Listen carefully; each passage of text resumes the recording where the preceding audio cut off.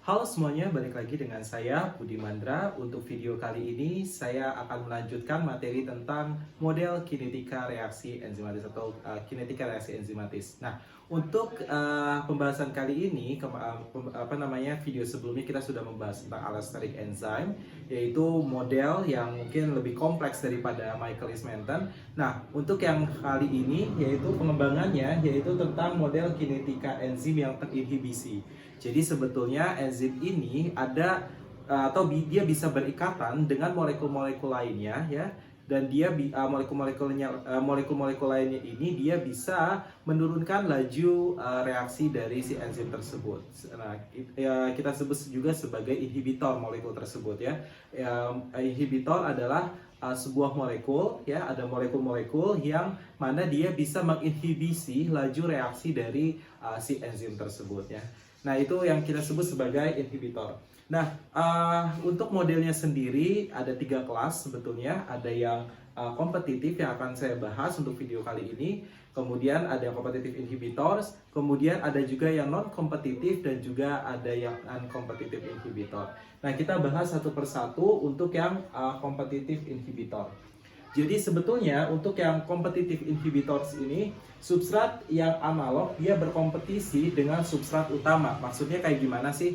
Jadi di si enzim tersebut ya, ini ada enzim, kemudian nanti akan ada misalnya molekul-molekul lainnya ya yang mirip dengan si substrat itu sendiri, yang mana dia akan mengikat si enzim itu gitu ya. Nanti akan berkompetisi pada sisi aktifnya. Misalnya gini.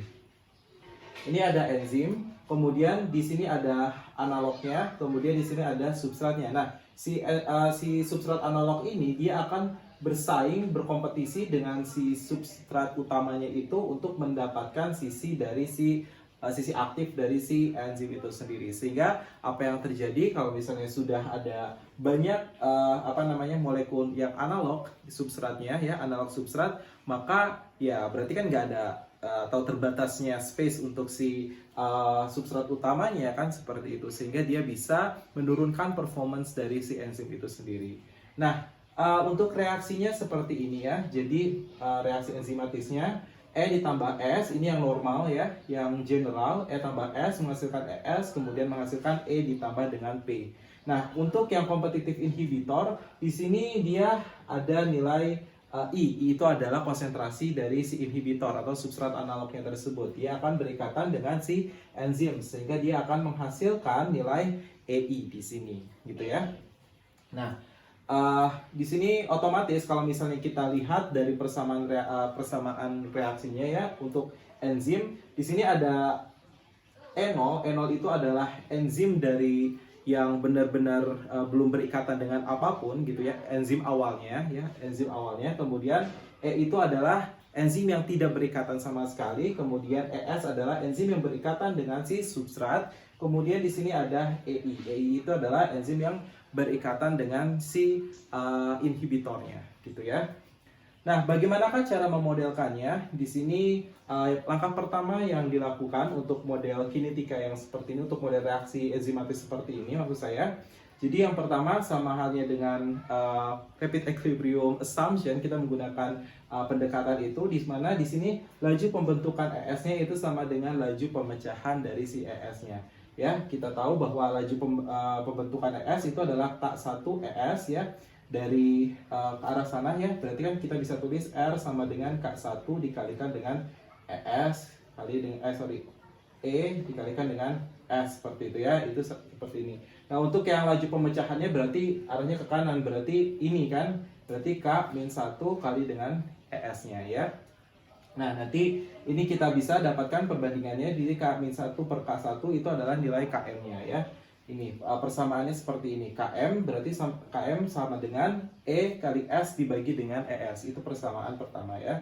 Kemudian laju pembentukan EI itu sama dengan laju pemecahannya. Jadi untuk yang reaksi selanjutnya yaitu di sini ada reaksi bolak-balik juga, reaksi yang reversible juga ya.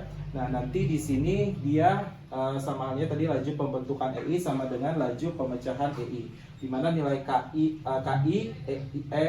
sama dengan K min I. Kalau misalnya saya tulis di sini K I, di sini K min I gitu ya, KI dan K min I.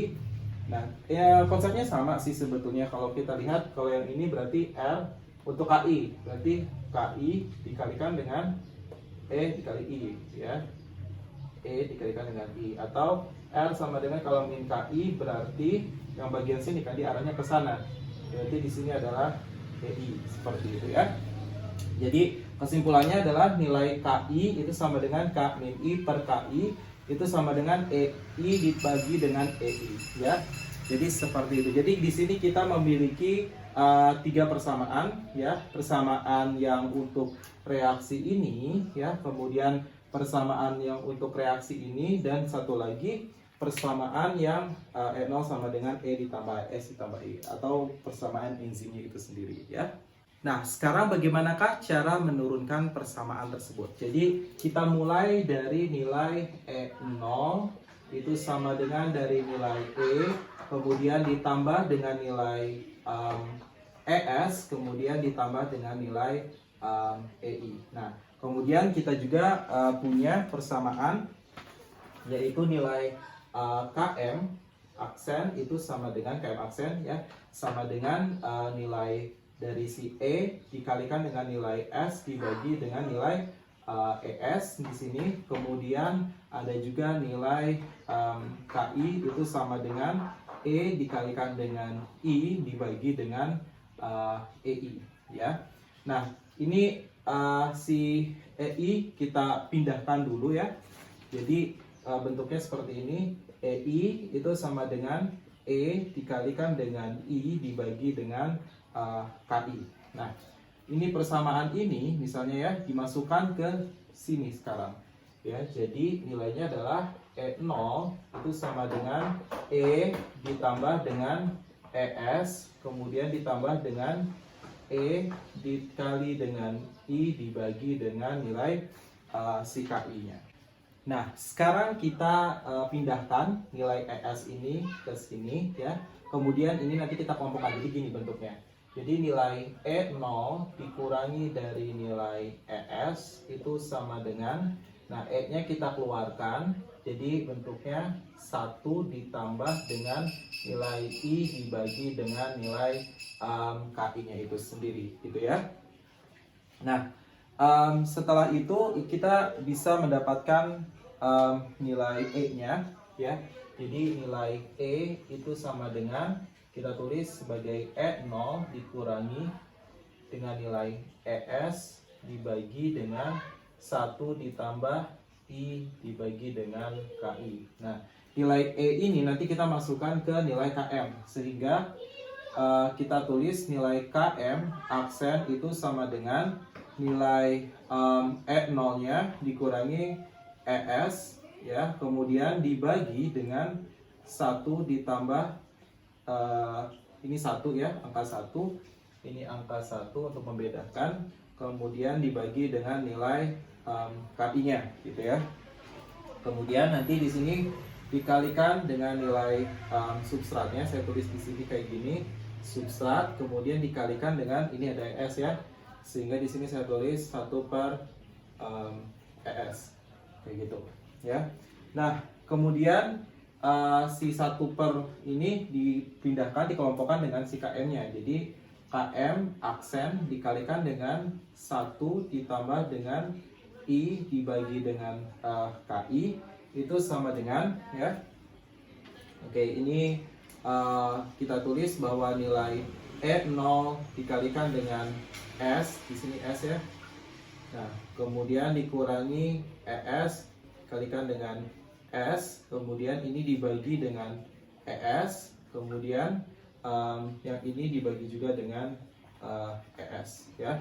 Kemudian yang ini kita bisa coret nilai si ES-nya. Nah, S ini kita pindahkan ke sana sehingga menjadi KM aksen, kemudian di sini 1 ditambah I dibagi dengan KI, kemudian jadi ditambah S, kemudian sama dengan E0 kali dengan S dibagi dengan ES ya, seperti itu. Sehingga kita bisa dapatkan ES sama dengan di sini ya, ES itu sama dengan E0, kemudian dikalikan dengan S, kemudian dibagi dengan KM aksen, 1 ditambah dengan I, dibagi dengan KI, ditambah dengan nilai S-nya, ya. Nah, kita dapatkan persamaan seperti itu, ya. Oke, ada kesalahan di sini, ya. Kurungnya harusnya seperti ini, ya. Nah, kemudian setelah itu kita tahu bersama bahwa nilai V atau dP per dt itu sama dengan nilai dari K2 dikalikan dengan nilai ES. Nah, kemudian K2, ES-nya kita masukkan sehingga bentuknya menjadi E0 dikalikan dengan S dibagi dengan nilai KM aksen, ya. Kemudian kali 1 ditambah nilai I, konsentrasi I, KI, kemudian ditambah dengan nilai CS-nya. Nah, kita tahu bahwa nilai Vm itu sendiri adalah K2 dikalikan dengan E0, ya. Nanti kita masukkan ke sini menjadi K2-nya itu menjadi Vm dikalikan dengan konsentrasi substratnya, ya. Kemudian dibagi dengan, nah, nilai ini adalah kita sebut sebagai yang KM F-nya, atau yang seolah-olah dia adalah nilai KM-nya, ya. Kemudian kita tulis sebagai KM appearance-nya, kemudian oke, saya kasih aksen, kemudian 1 ditambah I, sorry, ini sudah, ya. Nah, KM appearance itu adalah yang ini, berarti ini kan hasilnya semuanya, kemudian di sini ditambah dengan konsentrasi S, ya. Atau dengan kata lain, nilai V-nya itu adalah ini, ya. Jadi V sama dengan Vm dikalikan dengan S dibagi dengan KM F-nya ditambah dengan S. Ini seolah-olah berarti dia nilai KM-nya, ya.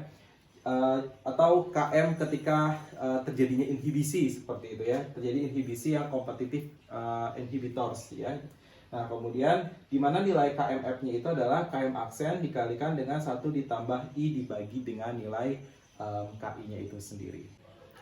Untuk model kinetika atau laju kinetika reaksi enzimatis dengan kompetitif inhibitor, ya, persamaannya itu adalah V sama dengan Vm dikali S dibagi Km F ditambah dengan S, yang mana di sini nilai Km-nya yang berbeda antara yang tanpa adanya inhibitor kompetitif dan dengan adanya inhibitor kompetitif. Jadi di sini sekali lagi nilai Vm-nya itu sama, tetapi nilai Km-nya itu yang berbeda, gitu, ya.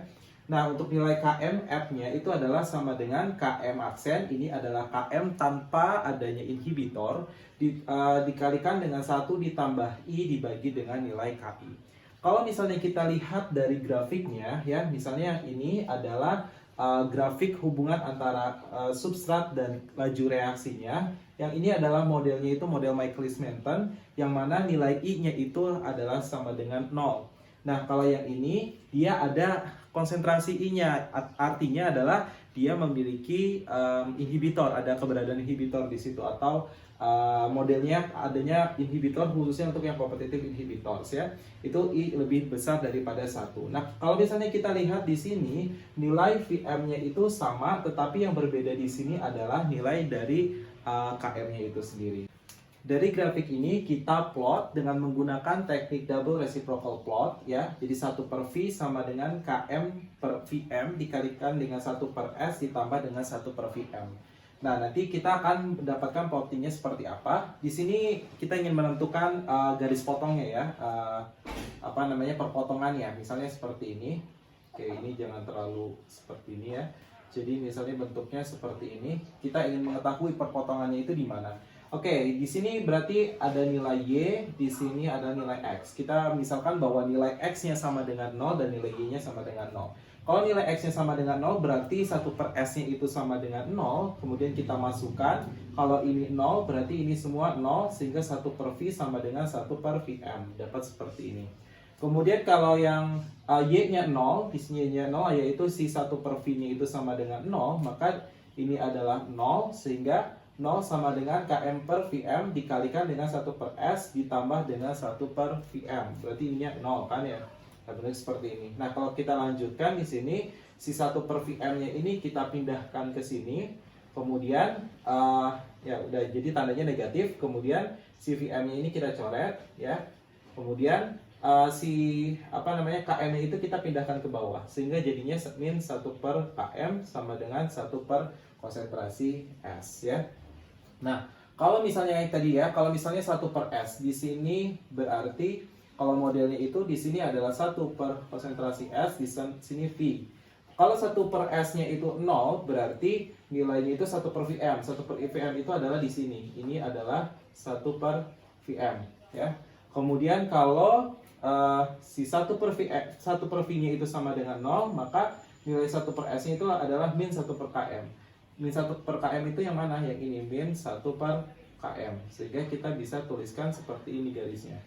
Nah, misalnya ini untuk yang I lebih besar, yang I kurang dari atau yang lebih dari 0 misalnya ya. Yang I lebih dari 0. Artinya dia ada inhibisinya gitu ya, inhibisi. Nah, kalau misalnya yang tanpa inhibitor gitu ya, bagaimana bentuknya? Bentuknya otomatis di sini nilai Km-nya mana yang lebih besar? Nilai Km ini kan yang F. Misalnya yang ini Km yang F. Jadi kita ingin mengetahui di manakah posisi nilai 1/Km untuk F dan 1/Km dengan tanpa adanya inhibisi ya. Jadi kalau yang ini Km itu kan besar ya. Berarti kalau misalnya kita ubah 1/Km yang besar itu menjadi kan di 1/, kan jadi kecil. Kalau yang ini Km-nya karena kecil ya, berarti kalau di 1 besar kan yang jadi lebih besar, sehingga posisinya itu berarti ada di sebelah sini. Ini adalah min 1/Km tanpa inhibisi, sehingga kalau kita plot tarik seperti ini ya, ini adalah I sama dengan 0 dan nilai Vm-nya itu sama seperti itu. Jadi kalau bentuknya seperti ini ya, ketika kalian plot gitu, hasilnya adalah bentuknya seperti ini, baik yang tanpa adanya inhibisi dengan adanya inhibisi, ternyata perbandingannya seperti ini ya, atau bentuk grafik plottingnya itu seperti ini, maka kita sebutkan bahwa jenis inhibisinya itu adalah yang kompetitif inhibitor, atau modelnya itu adalah yang kompetitif inhibition gitu ya, seperti itu. Oke, mungkin itu dulu video dari saya untuk yang model yang pertama, yaitu yang kompetitif inhibitor. Baik, terima kasih.